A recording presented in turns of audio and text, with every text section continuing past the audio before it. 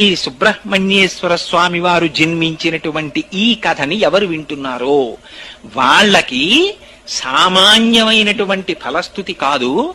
ఇది విన్న వాళ్ళకి ఆయుష్మాన్ పుత్రపౌత్రశ్చ స్కంద సాలోక్యతాం వ్రజేత్ అన్నారు.